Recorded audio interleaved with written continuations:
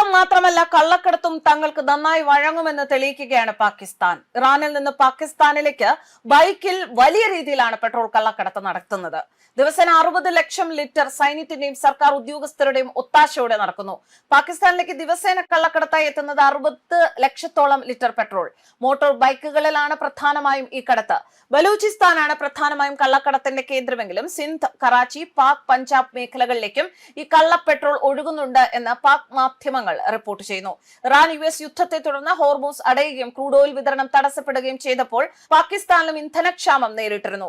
എന്നാൽ ബലൂചിസ്ഥാൻ, സിന്ധ്, പഞ്ചാബ്, കറാച്ചി മേഖലകളെ കടുത്ത പ്രതിസന്ധിയിൽ നിന്നും കരകയറ്റിയത് കള്ളക്കടത്ത് പെട്രോൾ ആണ് എന്നാണ് റിപ്പോർട്ടുകൾ പറയുന്നത്.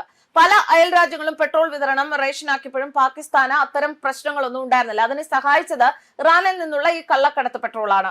പാകിസ്ഥാനിലെ ഏറ്റവും വലിയ പ്രവിശ്യയാണ് ബലൂചിസ്ഥാൻ. ഏതാണ്ട് 1.5 കോടിയാണ് ജനസംഖ്യ. അതിൽ 24 ലക്ഷത്തോളം പേർ പെട്രോൾ കള്ളക്കടത്ത് ജോലി ചെയ്യുന്നവരാണെന്ന് റിപ്പോർട്ടുകൾ ചൂണ്ടിക്കാണിക്കുന്നു. ദിവസേന ലക്ഷക്കണക്കിന് പേരാണ് ഇത്തരത്തിൽ ഇറാനിയൻ പെട്രോളിന്റെ കള്ളക്കടത്ത് പാകിസ്ഥാനിൽ നടത്തുന്നത്.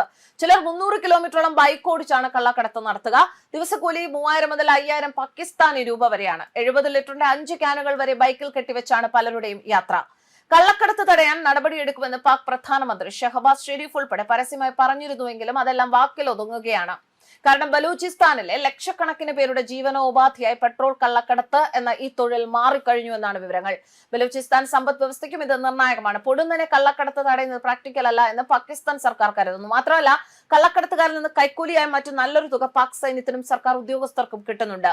അതേസമയം അടുത്തിടെ ബലൂചിസ്ഥാനിൽ ഇന്ധന ടാങ്കർ പൊട്ടിത്തെറിച്ച് വൻ സ്ഫോടനം ഉണ്ടായത് കള്ളക്കടത്തിനെ സാരമായി ബാധിച്ചു എന്നാണ് മറ്റൊരു റിപ്പോർട്ട്. സ്ഫോടനത്തിന് ശേഷം കള്ളക്കടത്ത് 60% വരെ കുറഞ്ഞു എന്നാണ് റിപ്പോർട്ടിലുള്ളത്. കഴിഞ്ഞ 1.5 മാസത്തിനിടെ ഇറാനിൽ നിന്ന് വരികയായിരുന്ന 6 ടാങ്കറുകളാണ് ആക്രമിക്കപ്പെട്ടത്. ഭക്ഷ്യ ഭക്ഷ്യോൽപ്പന്നങ്ങൾ, വാഷിംഗ് പൗഡർ, സോപ്പ് തുടങ്ങിയവ ഇറാനിൽ നിന്ന് കള്ളക്കടത്തായി പാകിസ്ഥാനിൽ എത്തുന്നുണ്ട്. യുദ്ധപശ്ചാത്തലത്തിൽ രാജ്യത്ത് ഇന്ധനത്തിനും ഭക്ഷ്യവസ്തുക്കൾക്കും മറ്റും ക്ഷാമമുണ്ടാകുന്നത് ചെറുക്കാൻ കള്ളക്കടത്തിനെ സർക്കാർ മനഃപൂർവ്വം കണ്ടില്ല എന്ന് നടിക്കുന്നതായി വിമർശനമുണ്ട് എന്നും റിപ്പോർട്ടുകൾ പറയുന്നു. ന്യൂസ് ഡെസ്ക് കർമ്മ ന്യൂസ്.